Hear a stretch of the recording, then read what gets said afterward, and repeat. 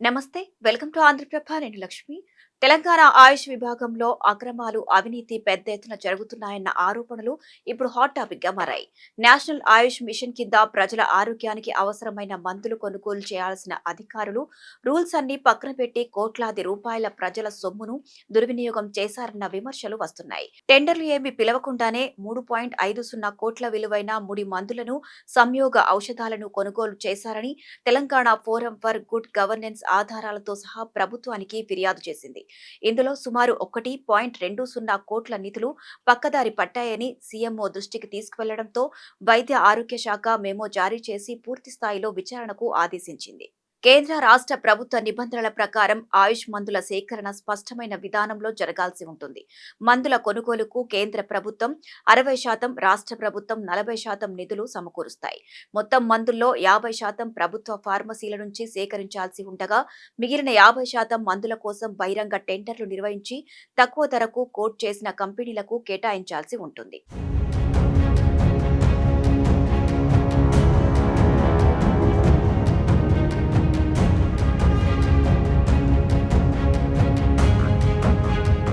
GORT ప్రకారం 288 ప్రకారం director ఆదేశాలతో నిపుణుల కమిటీని ఏర్పాటు చేయాలి. ఆయుర్వేద, యునాని, హోమియో విభాగాల అదనపు డైరెక్టర్లు, ఫార్మాకాలజీ ప్రొఫెసర్లు, విభాగాధిపతులు, ఆయుర్వేద ఫార్మసీ, యునాని చీఫ్ సూపరింటెండెంట్లు లేదా ఇన్ఛార్జీలు, వైద్య ఆరోగ్య శాఖ ప్రతినిధులు, మెడిసిన్స్ ప్లాంట్ బోర్డు, టీజీఎంఎస్ఐడిసి ప్రతినిధులు మొదలైన వారు ఈ కమిటీలో ఉంటారు.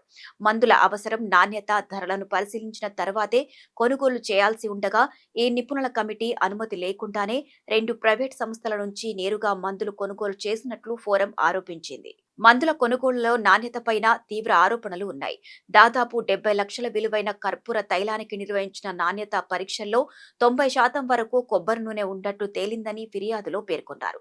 దీంతో సంబంధిత మందు నాణ్యతపై అనుమానాలు వ్యక్తమవుతున్నాయి. మరోవైపు కొన్ని ప్రైవేట్ సంస్థలు మందులను పూర్తిగా సరఫరా చేయకముందే కోట్ల రూపాయల బిల్లులు చెల్లించినట్లు ఆరోపణలు వచ్చాయి. ఈ కుంభకోణం ఆరోపణలపై వివరణ కోరగా అధికారులు ఒకరిపై ఒకరు నెట్టేసుకున్నట్లు సమాచారం. ఆయుష్ అడ్మినిస్ట్రేటివ్ ఆఫీసర్ వివరణ కోరగా ఈ వ్యవహారంతో తనకు సంబంధం లేదని, కొనుగోళ్ల ప్రక్రియ అంతా ఆయుర్వేద, యునాని, హోమియో అదనపు డైరెక్టర్ల పరిధిలోనే జరుగుతుందని చెప్పినట్లు తెలిసింది.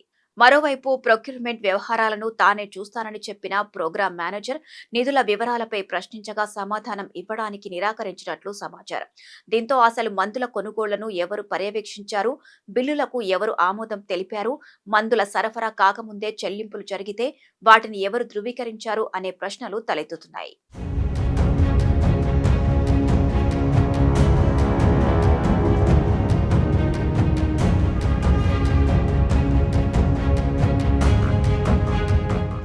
ఆయుష్ విభాగంలో ఆర్థిక ఆరోపణలతో పాటు పరిపాలనా తీరుపైన విమర్శలు వస్తున్నాయి.